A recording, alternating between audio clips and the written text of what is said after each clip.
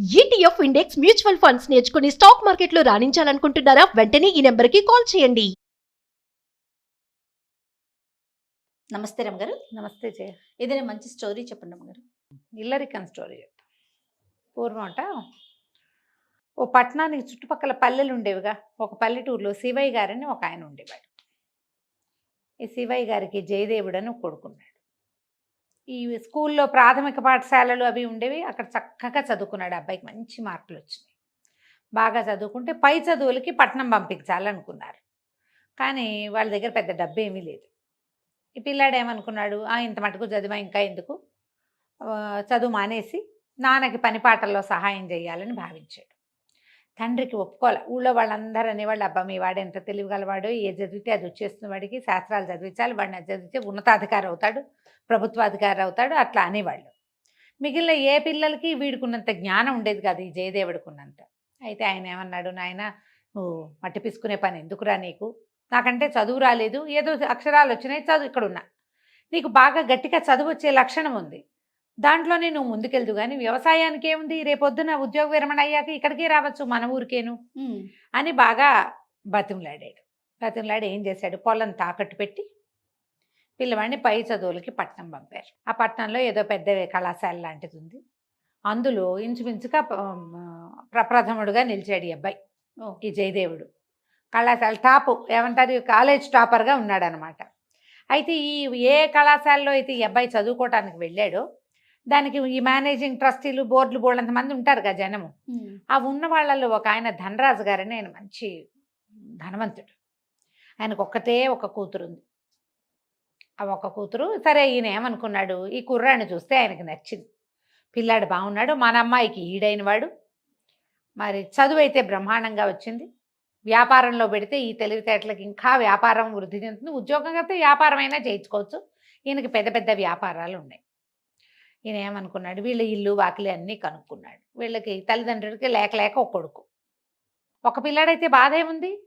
ఆయన ఆలోచించి ఓ రోజు రాబోయి మా ఇంటి భోజనానికి అని ఈ చదువు అయిపోయి ఇంకా గవర్నమెంట్ ఉద్యోగాలు ఏవో కొన్ని ఉన్నాయి, అప్పుడు నడిచేటువంటి జమీందారుల తాలూకు ఒక ఉద్యోగం ఏదో తీసుకున్నాడు.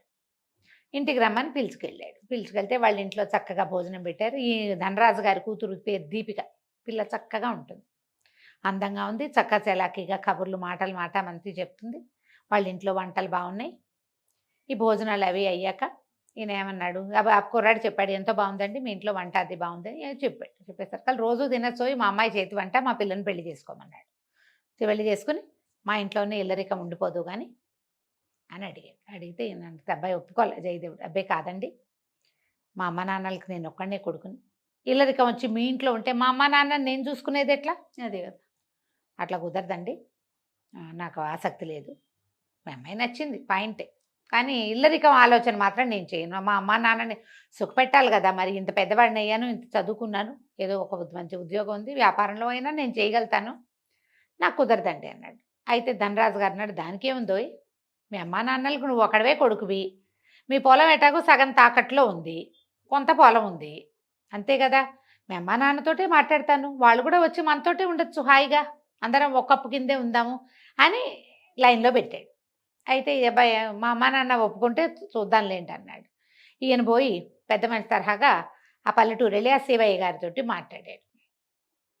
లేక ఒక పిల్లని దూరం ఇవ్వటం ఇష్టం లేదు, మేము మాత్రం ఎవరిని చూసి బతుకుతాం, ఆ పిల్లకి పిల్ల చెల్లా కలిగారనుకోండి, వాళ్ళని పెంచుకోవడానికి దానికి బాగుంటుంది, అబ్బాయికి వ్యాపారానికి నేను మదుపు పెడతాను, అతను చిన్న ఉద్యోగంలో ఉండాల్సిన అవసరం లేదు, అంత తెలివైనవాడు, మీరు మా దగ్గరే ఉండొచ్చు, ఇలాంటివేవో చెప్పారు. చెప్తే వాళ్ళు బాగా ఆలోచించుకుని వాళ్ళు ఏమన్నారు, మనకి ఒక పిల్లాడు, ఇక్కడ వాడికి తోడా పాడా, అత్తారింట్లో ఉంటే వాళ్ళు ముద్దు ముచ్చట అన్నీ చూసుకుంటారు, వాళ్ళు ఏమన్నారు, జయదేవుడితో ఏం పర్వాలేదురా అయ్యా, పిల్ల లక్షణంగా ఉంది, తండ్రి మంచి బుద్ధిమంతుడుగా కనపడుతున్నాడు, చేసుకో హాయిగా అని చెప్పారు. సరే పెళ్ళుమని చేశారు వివాహం. ఈ పెద్దవాళ్ళిద్దరూ పట్టణానికి వచ్చారు, వాళ్ళ చుట్టాలు పక్కాలు అందరూ వచ్చారు. పెళ్ళికి వచ్చినప్పుడు ఏమంటారు, అబ్బో వీళ్ళ వైభోగం, మనలాంటి పల్లెటూరు వాళ్ళం వీళ్ళ మధ్యలో ఏమి ముడతాం, అలా అవుతుంది చూడు. అవును, మనము మనకి వాళ్ళకి కొంత ఏమంటారు స్టేటస్లో తేడాలు ఉంటే కనుక వాళ్ళ జీవన విధానం వేరే ఉంటుంది, మనది వేరే ఉంటుంది. పల్లెటూరు వాళ్ళు ఈ పట్టణవాసపు పోకట్ల మధ్యలో ఈమడలేరు. వీళ్ళు ఏమనుకున్నారు, అప్పుడప్పుడు వచ్చి పిల్లవాడు చూస్తాడు, ఇన్నాళ్ళు చదువుకుండలా అటగే ఉంటాడు, ఏముందిలే అని మేము ఇక్కడికి రాలేములేండి, మా ఇంట్లో మేము ఉంటామని చెప్పేశారు. వెళ్ళిపోయారు. వాళ్ళు వెళ్ళిపోయారు. పెళ్లి తర్వాత కొద్ది రోజులు ఇక్కడ గడిపి కోడల్ని కాస్త ముద్దుగా ముచ్చటగా నాలుగు చూసుకుని ఏదో పెట్టగలి కింద పెట్టుకుని, అబ్బాయి ఎట్లాగో ఉద్యోగం చేస్తున్నాడు, వాళ్ళ పొలం అంతా తాకట్ల నుంచి వచ్చేసింది బయటికి, వాళ్ళ వ్యవసాయం వాళ్ళు చేసుకుంటూ ఊరు వెళ్ళిపోతామని వెళ్ళిపోయారు. ఒకరోజు ఏమైంది, 15 రోజులు నెల రోజులు గడిచిన తర్వాత జయదేవుడికి కొంచెం బెంగ వచ్చింది, మా అమ్మ నాన్న వెళ్ళిపోయారని. ఈ మామగారు ఏమన్నాడు, ఒక పనివాడిని పిలిచి, ఒరే ఈ డబ్బులు 1000 వరహాలు తీసుకెళ్ళి పల్లెటూరులో ఉన్న మా బావగారికి ఇచ్చిరారా అని వాడి చేతిలో పెట్టాడు. అది జయదేవుడు ఎదురుగుండానే చేశాడు. ఏమన్నాడు, మీ అమ్మ నాన్న ఈ పట్టణవాసంలో ఏమడలేరయ్యా, పెద్దవాళ్ళు, వాళ్ళు కూడా మా పల్లెటూరు పద్ధతులు వేరు, ఇక్కడ పద్ధతులు వేరు, ఇక్కడ ఏమడలేమని అన్నారు కదా, వాళ్ళ జీవితం హాయిగా వెళ్ళిపోతుంది, నలుగురు పని వాళ్ళని పెట్టుకుని ఆ వ్యవసాయం నడిపించుకుంటారు, వాళ్ళ ఇంట్లో వాళ్ళు సుఖంగా ఉంటారు, ఈ 1000 వరహాలు వాళ్ళ కోసమే పంపిస్తున్నాను అని చెప్పాడు. జయదేవుడు నమ్మి స్థిమితంగా ఉన్నాడు. అమ్మ నాన్నకి పని ఎలాగో చుట్టుపక్కల చుట్టాలు పక్కల అక్కడే ఉన్నారు, అవును. వాళ్ళ జాతి వాళ్ళంతా అక్కడే ఉన్నారు, వ్యవసాయానికి సహాయం నాన్నకి ఏముంది, డబ్బులు ఇచ్చి పంపించారు కదా, వాళ్ళే చూస్తారని ఊరుకున్నాడు. ఒక 8 నెలలో 10 నెలలో గడిచింది. ఉత్తరాలు పత్రాలు నడిచేవి తప్పిస్తే ఎవరో వచ్చిన మనిషి ఒకడు జాబ్ పట్టుకొచ్చేవాడు, మేము కులాసాగా ఉన్నాను నాయన, ఇలాంటివి కనపడేవి. ఈ అబ్బాయి స్థిమితంగా ఉన్నాడు, మామగారు ఏదో కొత్త బిజినెస్ డెవలప్ చేశాడు, ఈ అబ్బాయి మంచి జోరుగా అందులో ఉన్నాడు. దీపిక కూడా చక్కగా ఉండేది, భార్యాభర్త అన్యోన్యంగా ఉండేవాడు.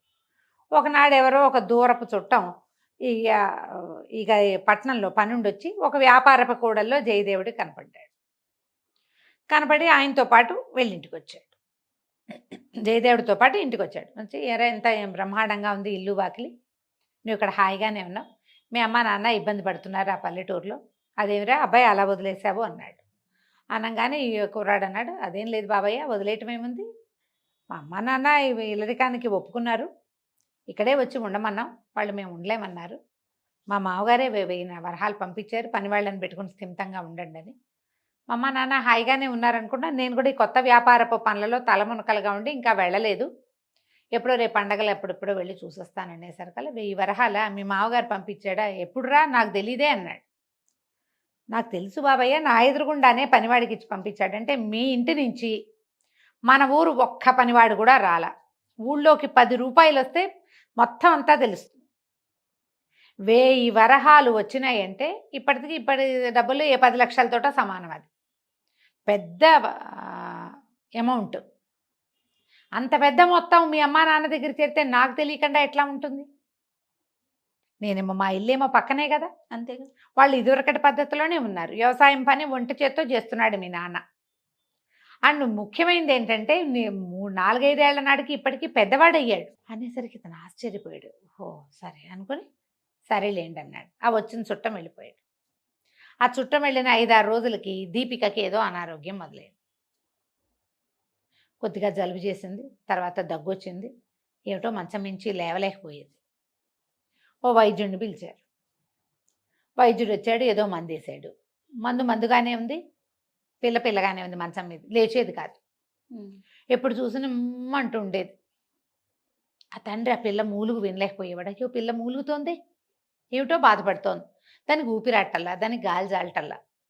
10 రోజులు తిరిగాడు వైద్యుడు. 11వ రోజున అన్నాడు, ఏమిటో ఈ పిల్ల ఇక్కడ రెక్కొంటలేదండి, ఏదైనా చక్కగా మంచి గాలి వచ్చే చోటకి పంపించండి, చెట్లు గిట్లు ఉండాలి, మన పట్టణం కదా, ఇక్కడ ఏమిటంటే కొంచెం కాలువలు అవి ఉంటాయి, ఇళ్ళు సమర్థంగా ఉంటాయి, దగ్గరగా ఉంటాయి, జనసమర్థం హెచ్చు, అట్లా కాకుండా ఇల్లు తెరిపిగా ఇళ్ళుండి, కాస్త జాగా ఉండి, 4 మొక్కలుండి, పక్షి కూతలు అవి వినపడుతూ ఉండి, అంటే ఆకాశం కనపడేలాగా ఉండి, అట్లా ఎక్కడికైనా మార్చండి అన్నాడు.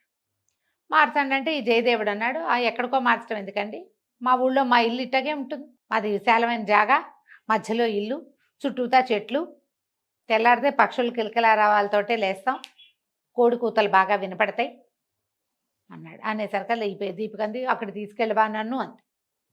ఈయన ఇంకేమో కాదని లేపోయాడు. పిల్లని అత్తారింటి పంపటం ఆయనకి ఇష్టం లేదు, అదేదో పిచ్చి పల్లెటూరు, కానీ ఇప్పుడు పిల్లకేమో జబ్బు చేసింది, వైద్యుడేమో అక్కడికి తీసుకెళ్ళండి అంటున్నాడు, ఎక్కడికో తీసుకెళ్ళమన్నాడు, ఇప్పుడు చల్లగా ఉండే చోటికి తీసుకెళ్ళండి వేరే కథ చెప్పాడు అనుకో, ఆ కథకు అనుగుణంగా ఇక్కడ ఏమి ఉండదు, కానీ ఈ జయదేవుడు ఊళ్ళో ఏమున్నాయో వైద్యుడు అవే చెప్తున్నాడు.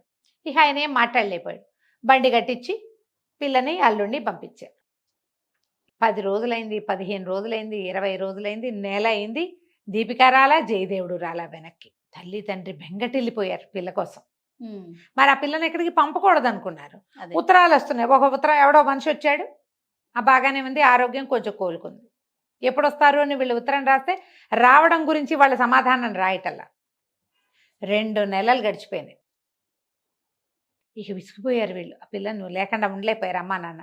ఓ బండి కట్టించుకుని వీళ్ళే ఆ పల్లెటూరికి పోయారు. పోయేసరికి ఈయన వెళ్ళేసరికి వాతావరణం ప్రశాంతంగా, పెద్ద విశాలమైన ఇల్లు, వాకిలి, వాకిట్లో ముగ్గులు, కోళ్ళు అవి తిరుగుతున్నాయి. ఓ పెంపుడు కుక్కుంది వాకిట్లో. బోలెడన్ని చెట్లు, వాటి నిండా పువ్వులు. అక్కడ ఇక్కడ ఓ దానిమ్మ చెట్టు, ఓ జామ చెట్టు, ఓ నేరేడు చెట్టు. వాటి మధ్యలో నుంచి కూతురు పరిగెడుతూ పువ్వులు కోస్తుంది కనపడింది ఆయనకి. పిల్ల చూస్తే ఆరోగ్యంగా నవనవలాడుతూ మన ఇంటి దగ్గర కంటే ఇక్కడే బాగుంది అనిపించేలాగా ఉంది. ఏమనాలో తెలియలే. ఇయ్యాల వారేమో రండి రండి అన్నారు. ఇంట్లో ఉన్నారు. పల్లెటూరు భోజనాలు ఏముంది, చక్కగా అప్పటికప్పుడు ఫ్రెష్గా కోసిన తోటకూర, అప్పుడే తెంపుకొచ్చిన వంకాయలతో కూరలు, భోజనాలు, పాలు, పళ్ళు, మజ్జిగ. పళ్ళకేముంటాయి, సిటీలో ఉండే పళ్ళు పల్లెటూళ్ళలో ఉండవు. ఏదో బొప్పాస్కాయలు, నేరేడుకాయలు అవి కాస్తాయి. ఇల్లు హాయిగా ప్రశాంతంగా ఉండటం, అత్తామామ ఈ పిల్లని పరమ ముద్దుగా చూస్తున్నారు. ఎండకన్నేరక్కండా పెరిగిన పిల్ల మరి ఇంత దూరం వచ్చిందని. ఒక 3-4 రోజులు పోయాక ఆయనకి సిగ్గేసింది. అమ్మ ఏమంది, అమ్మమ్మ ఎప్పుడు వెళ్ళిపోతాం మేము, ఇంటికి వస్తావా, నువ్వు ఎప్పుడు వస్తావా అని. ఎందుకు నాన్న ఆ ఊర్లో పడి ఉండటం, ఇక్కడే హాయిగా ఉంది కదా, మీరు కూడా ఇక్కడే ఉండండి అనేసింది కూతురు. ఆయన డబ్బులు పంపలా, ఉమ్, ఊరికే అల్లుడిని ఉలిపుచ్చుకాలు ఆడాడు అంతే.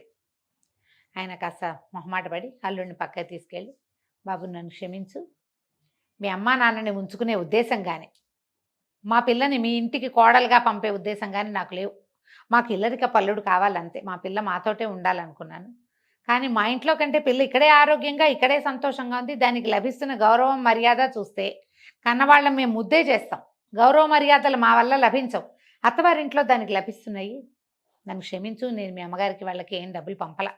వాళ్ళకి అలవాటైంది, వాళ్ళు అలాగే ఉంటారులే అని అనుకున్నాను. నాకు బుద్ధి వచ్చింది. మీ ఇంట్లో నేను ఎట్లా ఉంటాను, ఇక్కడే ఏదైనా జాగా చూడు, ఓ ఇల్లు వాకిలి కట్టుకుని మేము ఇక్కడే ఉంటాం. మా పిల్లని మేము రోజు కంట చూసుకుంటూ ఉంటాం. మా పిల్ల మీ ఇంట్లోనే ఉంటుంది, మాకు ఇల్లరికం వద్దు. పిల్లలు పుడితే ఓ పిల్లల్ని మేము కూడా పెంచుతాం అని అన్నాడు. అన్నాక వీళ్ళ ఇంటికి కొంచెం అవతలగా ఉన్న ఒక ఎగువని ఉన్న ఒక స్థలం కొన్నారు. డబ్బులున్నవాడు తలుచుకుంటే ఏముంది, రాజు తలుచుకుంటే అంతేలే. దెబ్బల కొదవా, అన్నట్టు. చకచక పెద్ద పెద్ద ఇల్లు ఒకటి కట్టారు. దీపికకి 4-6 పిల్లలు పుట్టారు. వాళ్ళ అమ్మా నాన్న వీళ్ళమ్మా నాన్న హాయిగా కలిసి పెంచుకున్నారు. అబ్బాయి అప్పుడు నెలకు ఒకసారి వెళ్ళి, వీళ్ళకి ఇల్లు వాకిలి ఉన్నాయిగా, వ్యాపార పనులు చూసుకుని మళ్ళీ వెనక్కి తిరిగి వచ్చేవాడు. హాయిగా ఉన్నారు.